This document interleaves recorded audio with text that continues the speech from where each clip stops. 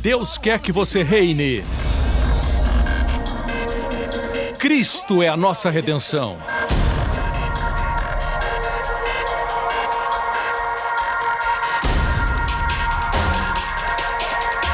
Deus é justo e faz o pecador justo.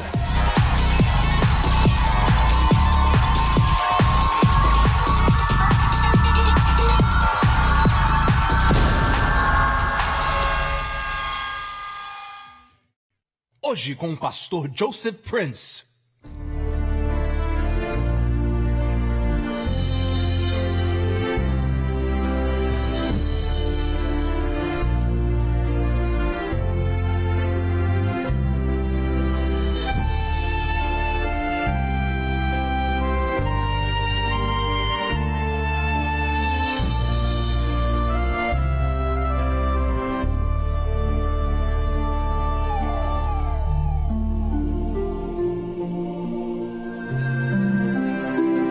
À minha retaguarda existe uma torre dos tempos bíblicos. É assim que eram. Cantares de Salomão fala a respeito de uma mulher ali, procurando o seu amado. Mas eu quero ler algo que talvez muitos crentes não entendem. Todos sabemos que a frase "o justo viverá da fé" está em Romanos. O justo viverá da fé aparece em Gálatas. Mas esta frase é uma citação de Abacuque no Antigo Testamento. Mas antes do versículo "o justo viverá da fé", vamos ver o que diz Abacuque. Livro de Abacuque, capítulo 2. Verso 4 do capítulo 2 diz: "Eis que a sua alma está orgulhosa, não é reta nele, mas o justo pela fé viverá." Esse versículo caracteriza o novo concerto. E foi repetido por Paulo aos Romanos e também em Gálatas. Vamos ver o contexto. É muito interessante o contexto. Foi interessante ver, quando estudava isso, qual o contexto do versículo "justo viverá pela fé". No versículo 1 do capítulo 2, antes de chegarmos ao versículo 4, verso 1 diz: "Sobre a minha guarda estarei." Sobre a minha guarda estarei, diz Abacuque. Nós também temos que vigiar. Por quê? "E sobre a fortaleza me apresentarei e vigiarei para ver o que falará de mim."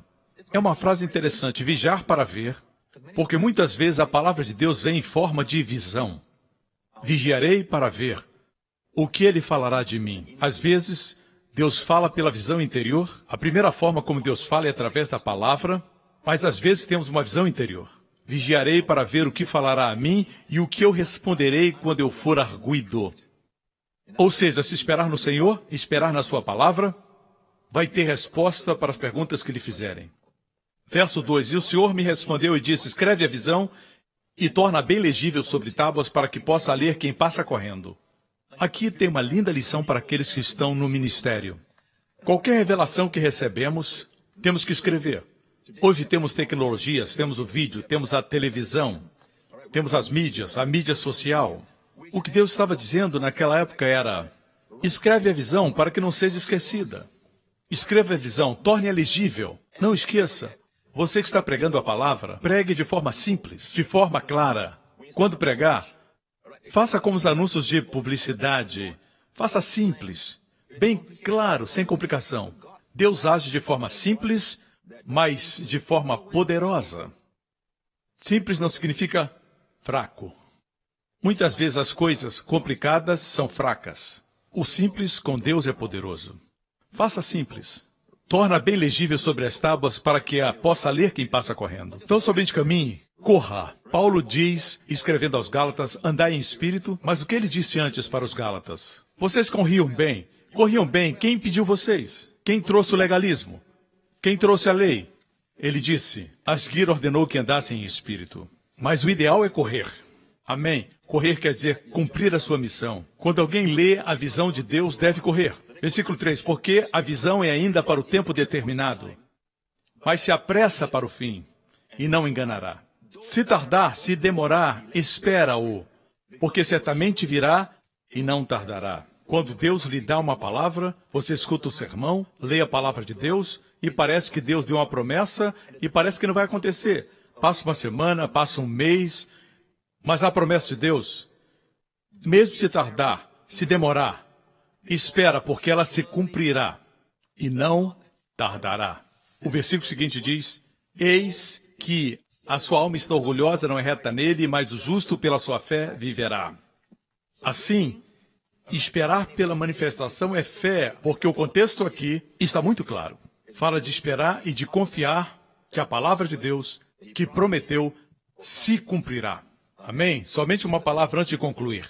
No versículo 4, antes de dizer que o justo viverá pela fé, a primeira parte diz: eis que a sua alma está orgulhosa, não é reta nele, mas o justo viverá pela fé. Você vê o contraste? Uma pessoa orgulhosa comparado com uma pessoa que vive pela fé. Se você é orgulhoso, não pode viver pela fé. Você lembra que Jesus disse para o centurião que ele tinha tamanha fé que não tinha sido vista em Israel. O que disse o centurião? Senhor, eu não sou digno que entres em minha casa. Fala uma palavra. Ele tinha uma combinação de humildade e fé. Quanto mais você é humilde, mais a fé vai operar. Quando você é orgulhoso, a fé não opera porque você confia em você mesmo. Confia na sua performance, na sua própria força. Para que fé? Eu vejo, por exemplo, a mulher cananeia. Quando o Senhor não a respondeu, ela queria a libertação da sua filha de um demônio. Ela era humilde. Quando o Senhor disse: eu fui enviado para a casa de Israel, ela estava fingindo ser israelita. Ela disse: Jesus, filho de Davi. Essa expressão só era usada pelos judeus. Ela fingia ser judia. E o Senhor não a respondeu. Mas ela persistiu. E Jesus disse: mas não é justo tirar o pão dos filhos e dar para os cachorrinhos. Essa é a palavra no grego, cachorrinhos. Aí ela assumiu o seu lugar humilde.